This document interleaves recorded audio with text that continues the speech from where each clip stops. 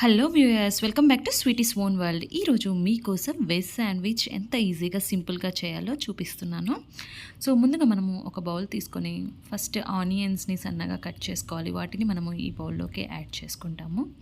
ఆ తర్వాత కీరా కూడా మనము సన్నగా కట్ చేసుకోవాలి. కొత్తిమీర కూడా సన్నగా కట్ చేసుకోవాలి.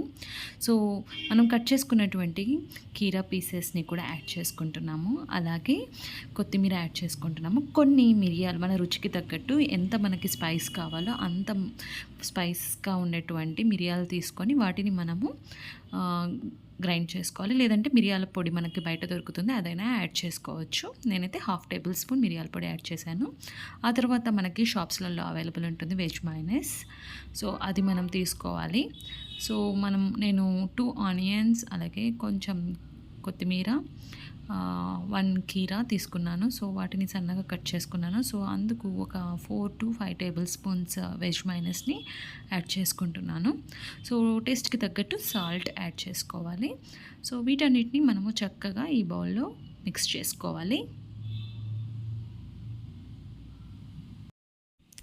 ఇలా మనము ఒక టేబుల్ స్పూన్తో చక్కగా వీటన్నిటిని కలిసేలాగా చక్కగా మిక్స్ చేసుకుంటే మనకి శాండ్విచ్లో ఇది స్ప్రెడ్ చేసుకోవడానికి ఈజీగా ఉంటుంది. సో వీడియోలో చూపించిన ప్రకారం మనం స్ప్రెడ్ చేసుకోవాలి. సో ఈ వెజ్ శాండ్విచ్ అనేది మంచిగా మనం కీరా ఆనియన్స్ ఇలా యాడ్ చేసుకున్నాం కదా, సో హెల్తీగా ఉంటుంది, కూల్గా ఉంటుంది. సో ఇప్పుడు మనము స్టవ్ ఆన్ చేసుకుంటున్నాము. స్టవ్ పైన ప్యాన్ పెట్టేసుకొని సో శాండ్విచ్ని మనము బటర్లో ఫ్రై చేసుకోవాలి, శాండ్విచ్ బ్రెడ్ని. అందుకని మనము కొంచెం బటర్ని ఇలా ప్యాన్లోకి యాడ్ చేసుకోవాలి. లేదంటే మనం గీతో కూడా చేసుకోవచ్చు ఇంట్లో అవైలబుల్ ఉంటే. సో ఇది కొంచెం స్టవ్ని లో ఫ్లేమ్లో పెట్టుకొని మనం తెచ్చుకున్నటువంటి బ్రెడ్ స్లైసెస్ని ఇలా బటర్ యాడ్ అయ్యేలాగా కొంచెం ఫ్రై చేసుకోవాలి. మీరు బటర్ ఎక్కువగా తీసుకునే పని అయితే కొంచెం 2-3 టేబుల్ స్పూన్స్ బటర్ యాడ్ చేసుకోవచ్చు. మేము ఓన్లీ 1 టేబుల్ స్పూన్ బటర్తో శాండ్విచ్ ప్రిపేర్ చేసుకుంటున్నాము.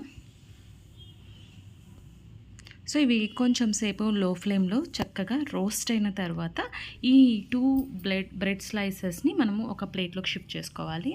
నెక్స్ట్ ఇంకా కొంచెం బటర్ యాడ్ చేసుకొని అందులో ఇంకా 2 బ్రెడ్ స్లైసెస్ని మనము లో ఫ్లేమ్లోనే స్టవ్ని పెట్టుకొని అవి కొంచెం బ్రౌనిష్ కలర్కి వచ్చేంత వరకు మనము రోస్ట్ చేసుకుంటాము. సో ఈ బ్రెడ్ స్లైసెస్ అనేవి కొంచెం బ్రౌనిష్ కలర్లోకి వచ్చిన తర్వాత మనం ఆల్రెడీ మిక్స్ చేసి పెట్టుకున్నాం కదా మైనస్తో. సో అది మనము ఈ బ్రెడ్ స్లైసెస్ మీద ఇప్పుడు స్ప్రెడ్ చేసుకుంటాము. ఇది చాలా టేస్టీగా ఉంది, మా ఫ్యామిలీ మెంబర్స్ అందరికీ నచ్చింది. సో అందులోనూ ఇది మనం ప్రిపేర్ చేసుకోవడానికి చాలా తక్కువ సమయమే పడుతుంది. సో టమ్మీ కూడా ఫుల్ అయిపోతుంది. ఒక 2-3 శాండ్విచెస్ తింటే, కొందరికైతే 2 శాండ్విచెస్ తింటేనే ఫుల్ అయిపోతుంది. సో ఇలా మనం చక్కగా స్ప్రెడ్ చేసుకొని ఆ తర్వాత మనం ఆల్రెడీ రోస్ట్ చేసుకున్నాం కదా 2 బ్రెడ్ స్లైసెస్ని, వాటిని మనము ఇందులోకి పెట్టేసి ఇలా మనము కవర్ అయ్యేలాగా బ్రెడ్ స్లైసెస్ని పెట్టేస్తాము.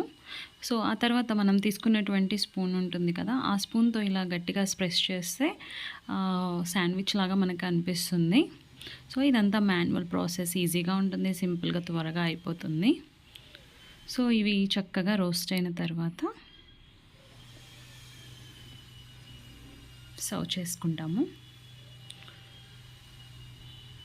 సో శాండ్విచ్ బ్రెడ్ అయితే చక్కగా తయారైపోయింది.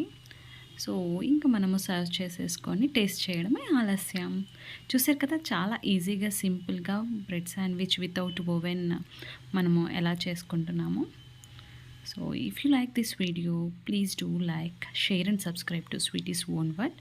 చాలా సింపుల్ అయినటువంటి శాండ్విచ్ మీరు తయారు చేసుకోండి, చాలా క్విక్గా తయారైపోతుంది, టమ్మీ ఫుల్ అయిపోతుంది. If you like this video please share your friends and family and share your valuable comments to us. Thank you so much for watching.